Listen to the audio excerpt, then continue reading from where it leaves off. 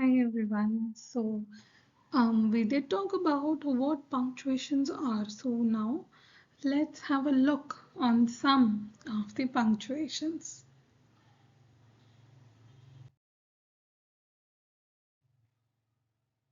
So the first one is period, or we can also call it a full stop. As the name suggests, we put it at the end of any sentence. We indicate that the sentence is done or it's complete. The example, today I learned how to use a period in a sentence. And then there is a period, there's a full stop. This indicates that the sentence has finished. We can take more examples. Um, I had rice for breakfast and then dot. Therefore, it's a full stop, it's a period, like it says just stop, the sentence is complete.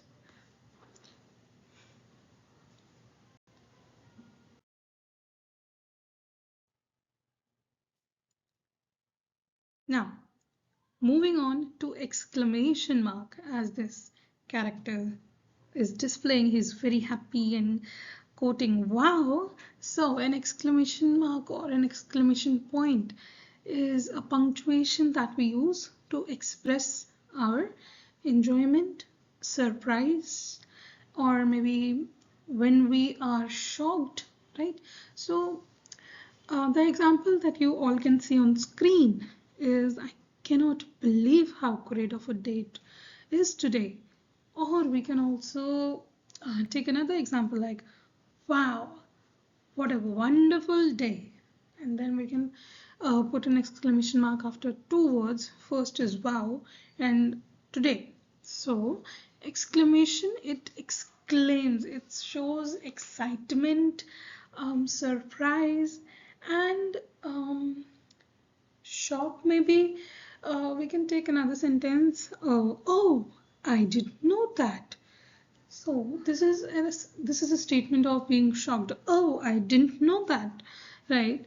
So oh after that we're going to put an exclamation mark.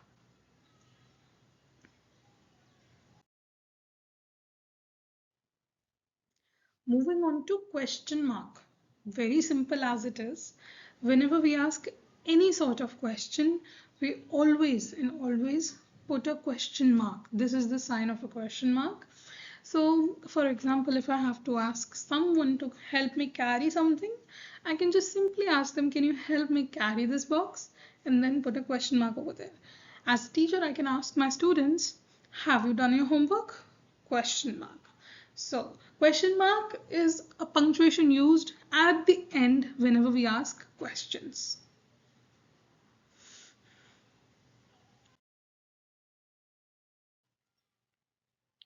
Next up, we have comma.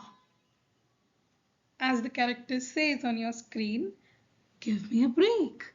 Commas are punctuations that help in giving a break or necessary pause or separate phrases, items in a list, right?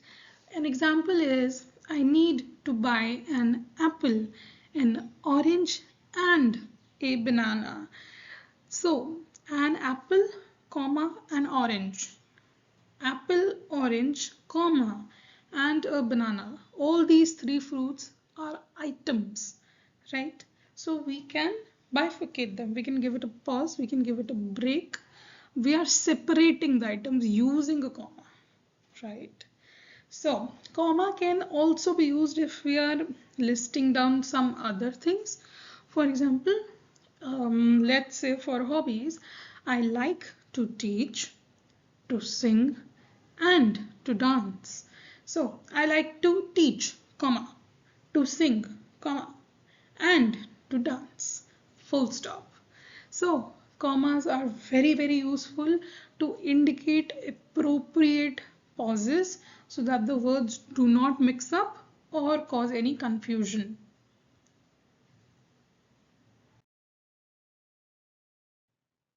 Next up we have semicolon. So semicolon is a dot on top and a comma on the bottom, right? So a semicolon is used to join two independent clauses. Now, independent clauses are nothing but sentences that can stand alone as complete sentences, right? So, example is my friend Sarah went to the library to study. Then we have colon. However, if we read this sentence that I just read aloud, Sarah went to the library to study. अपने आप में ही it's a complete sentence, independent sentence. It is not dependent on any other thing. We can also put a full stop on it.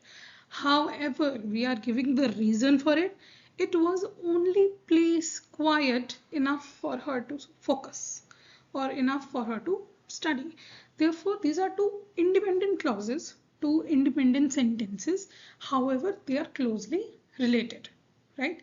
Whenever there are sentences which are somewhat independent but related, we can join them using a semicolon. So,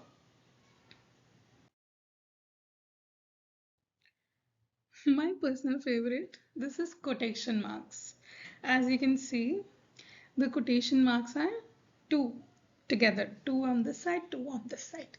So, as the word suggests, quotation, quote, whenever someone is saying something or we are picking something that's already written by someone else and we have to quote directly as the person said it, we use quotation marks. Okay? Quotation marks are used at the beginning and at the end of a quote to show that the speech used in a sentence as it is. Okay? I am excited to go to the zoo this weekend. My friend Vanshika said that. Okay? I'm excited to go to the zoo this weekend. And I have quoted it. I have not changed ki Vanshika said she is very excited. This is like I am turning her statement into my language and then conveying the message. However, there are times necessary when you have to quote what the person is saying exactly. So I am excited to go to the zoo this weekend and we quote it.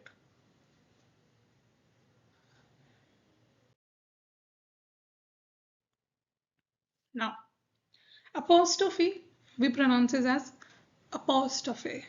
Okay, so apostrophe is usually used to show some possession, right? So the bottle is Sudha's. Sudha's. Sudha apostrophe S. Sudha's. Example on your screen is Jonah's new book. That means the box is of Jonah. It shows possession ki kiski hai. Jonah's new box of markers had 50 different colors. Again, full stop.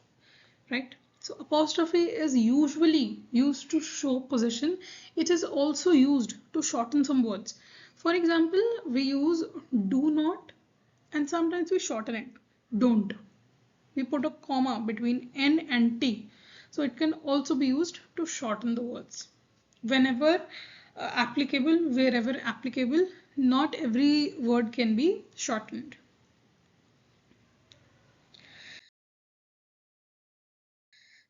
Now, last one, this is colon. Colon, there are two dots vertically placed. Okay, a colon is used to introduce groups of words in a series or introduce a quote. Okay, so example on your screen is Frank was going to buy three things. Okay, this is an independent clause. Frank was going to buy three things. We can either finish it off here or if we need to tell the person कि वो क्या क्या ला रहे हैं, then we can quote it that Frank was going to buy three things.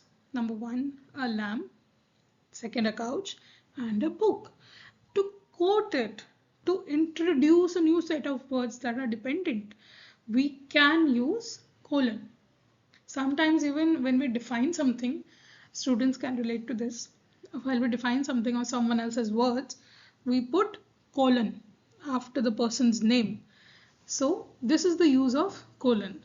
As the cartoonic picture you can see, let's introduce. We are introducing material, group of words, series, or any quote said by someone.